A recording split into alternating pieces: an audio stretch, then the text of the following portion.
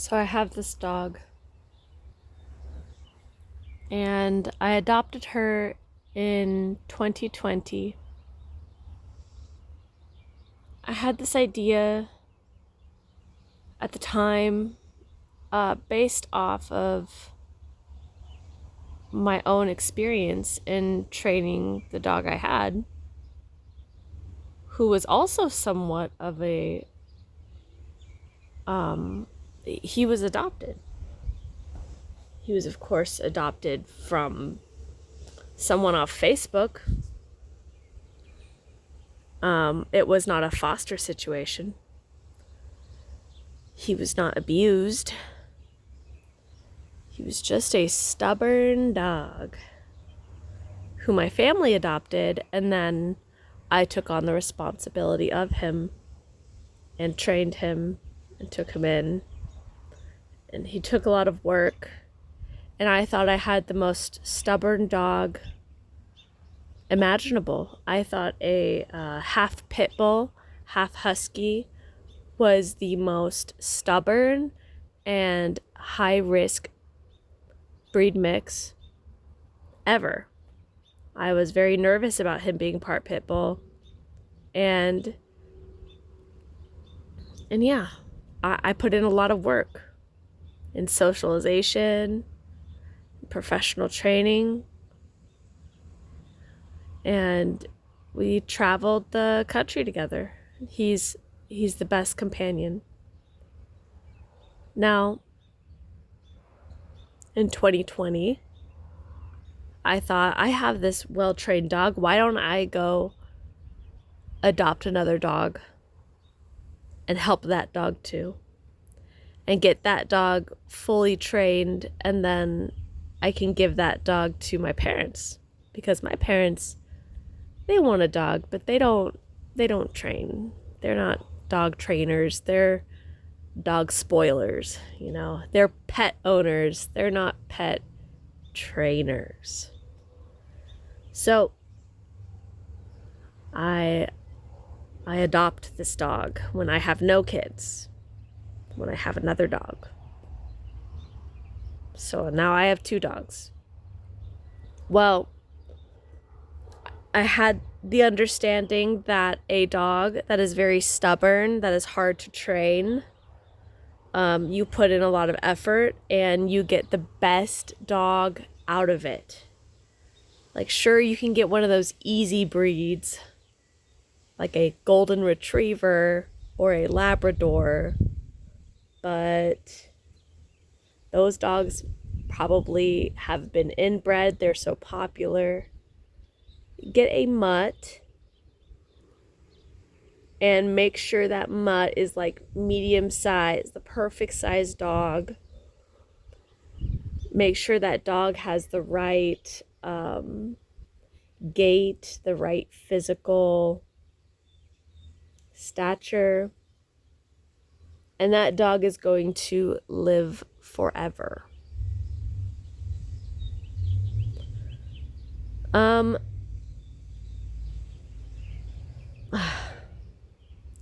again, the harder to train, the better companion you're going to get out of that dog. In some cases this is right, but this rescue that I picked up, this rescue is difficult to train because this rescue has mental health issues. Because, like a lot of rescue dogs, this rescue was abused. And abuse doesn't mean the dog was trained to be bad. Abuse can just be neglect. And in most cases, it is neglect. It's no socialization. It's poor environment. It's bad food. It's so the dog's malnourished. The dog has has never seen other dogs before. This dog was in a cage. Yada, yada, yada.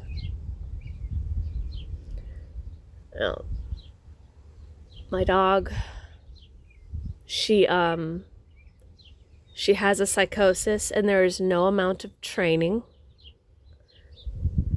that will teach a dog who doesn't know how to be a dog to be a dog.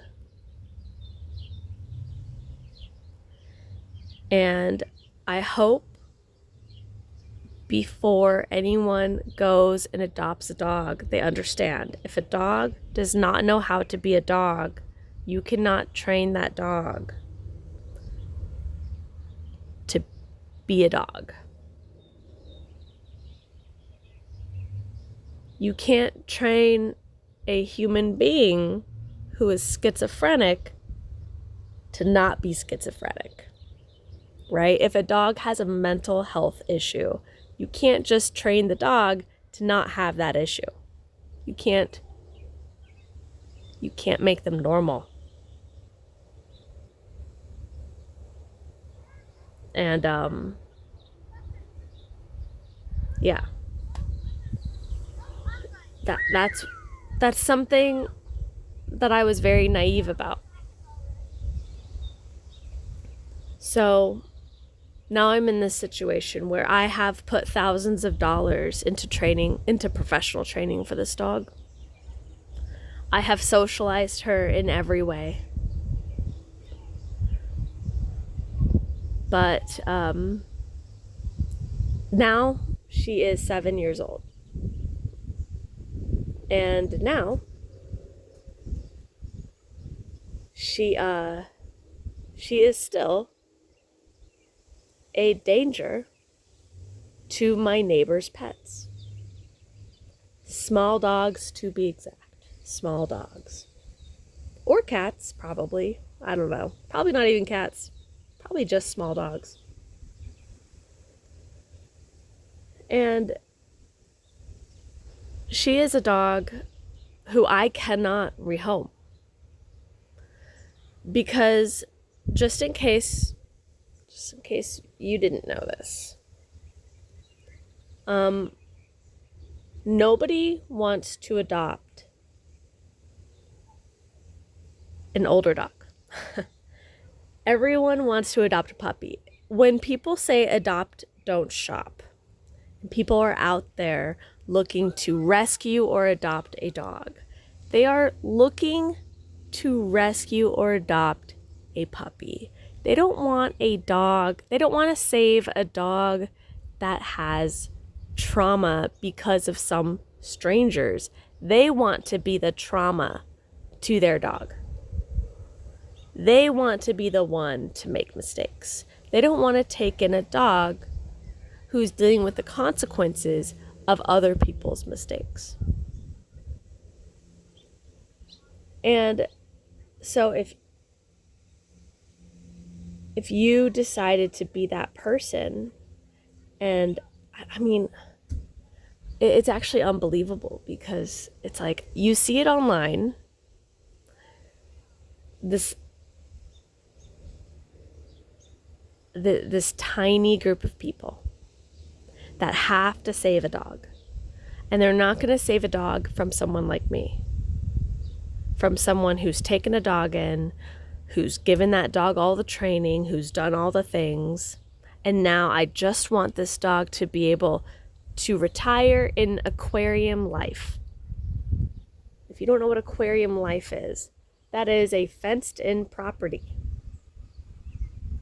where this dog is not going to go do things anymore. This dog is just going to hang out with the fam, sniff the grass, maybe play some fetch. But this dog does not need to see the world. This dog does not like the world. She's not a normal dog. She doesn't want to go experience new things. She would like new things to not exist.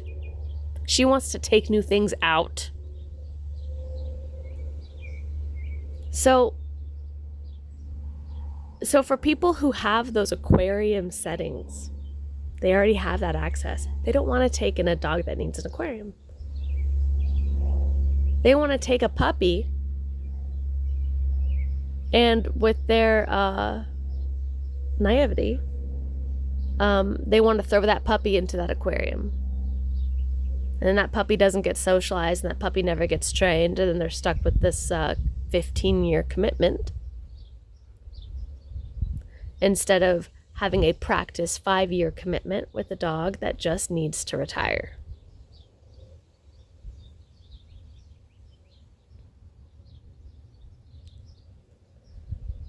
So, I mean, I kind of started this out with a rant, but let me go deeper into my situation. This dog, she's 7 years old. She fetches. She does not slobber on anything. She does not bark. She does not, she'll play with other dogs. She will. She's good around babies. She's good around kids. She's good around strangers. When people come in the house, she's chill.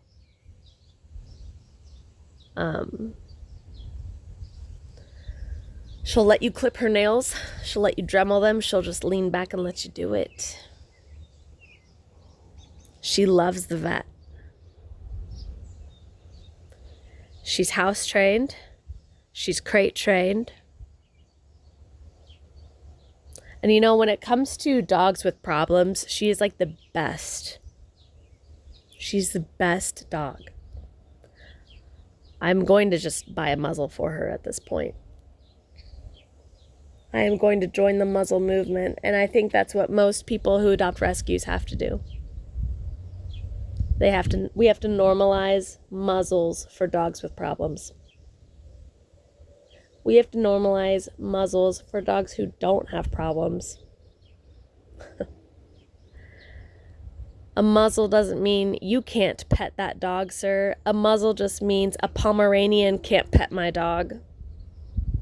A Pomeranian. Because my dog's psychosis is very specific. She does not want small dogs to be around. She wants to live in a world where small dogs don't exist. And I live in a neighborhood where everyone and their mom has a Maltese mix. I don't know why.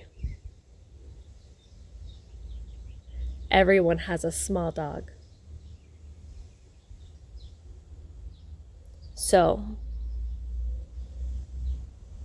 I'm going to have to get a muzzle for my dog. And not just like, I just want to let you know, if you need a muzzle for your dog, and I'm giving you that confidence, you have to put in the dollars for a muzzle. You do not go to PetSmart and buy a basket muzzle. That muzzle will not fit your dog. You need to get a custom fit, special muzzle. Okay?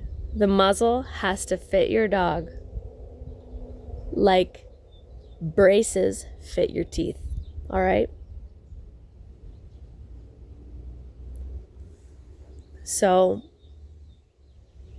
I mean, that's not even a good, I guess that's not even a good analogy.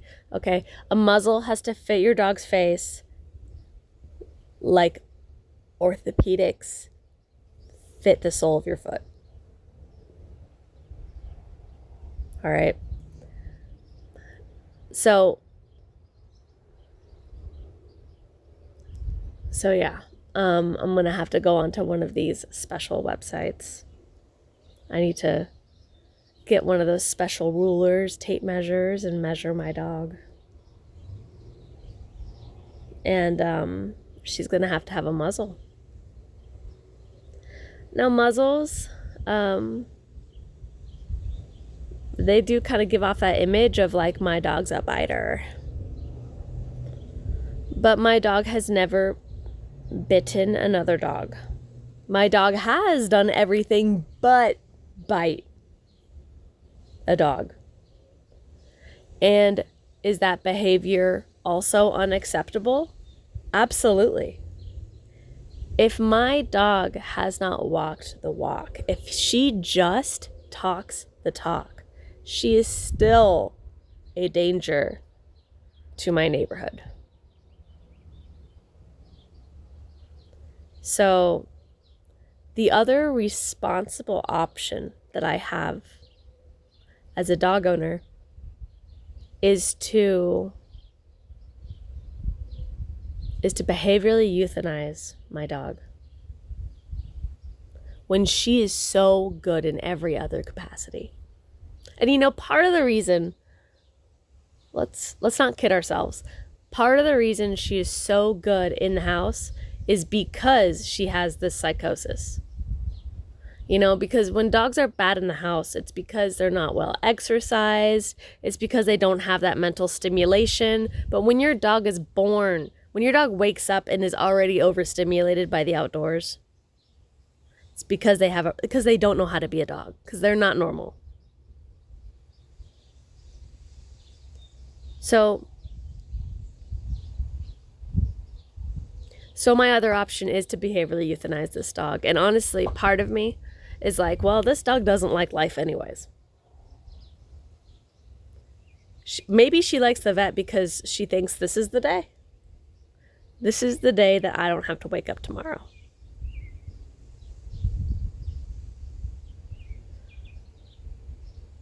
I'd like to believe that I have given my dog just such a good life. I mean, she's been to dog parks. She's been to Barquet. She hated it. She's accomplished. She's overcome.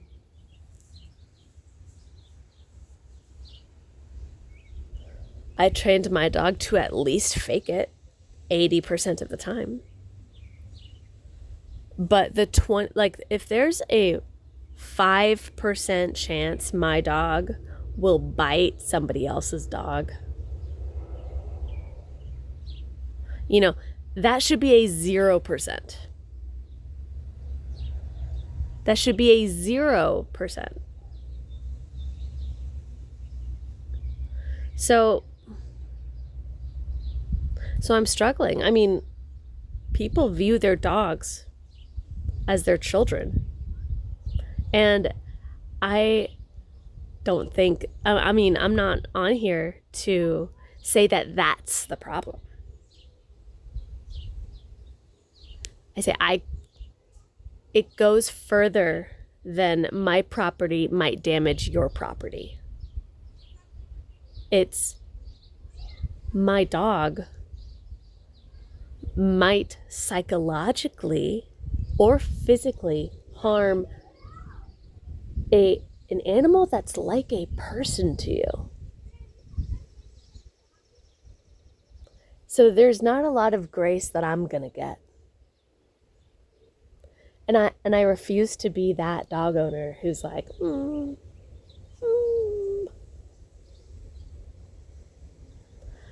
it could never be my dog.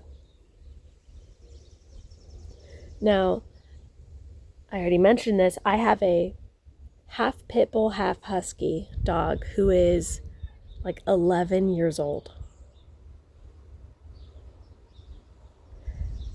And when you have a highly trained, very well socialized companion, loyal companion dog, and you bring in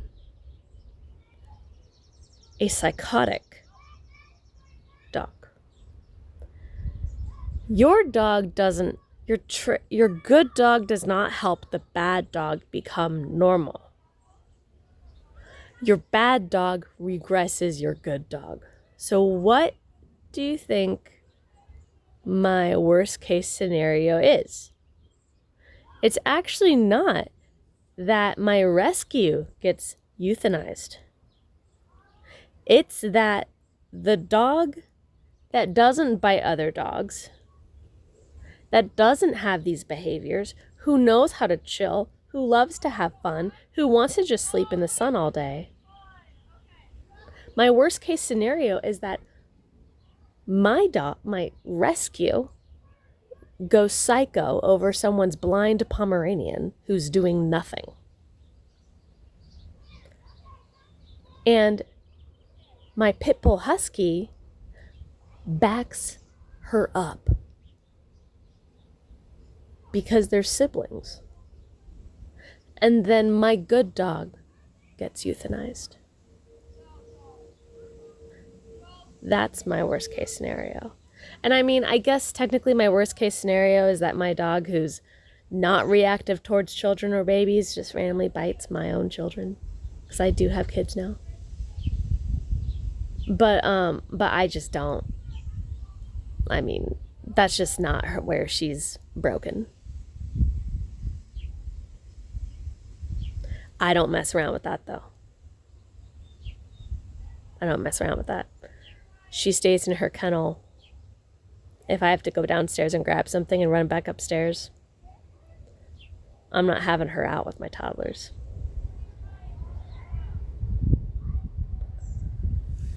But I guess I just want my story to help someone. If you have a rescue and you haven't considered a muzzle, get one. And if you are considering rescuing a dog, there are people out there trying to rehome their 3-year-old untrained dogs. Their 1.5-year-old untrained dogs. Their 6-month-old untrained dogs.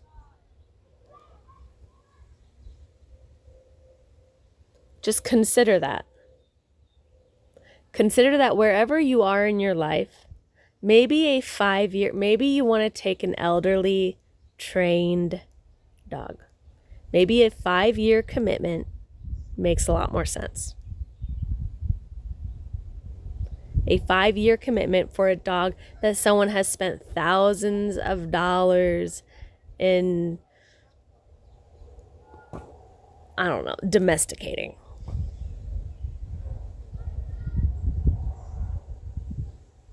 Because your life changes a lot in 5 years. It really does.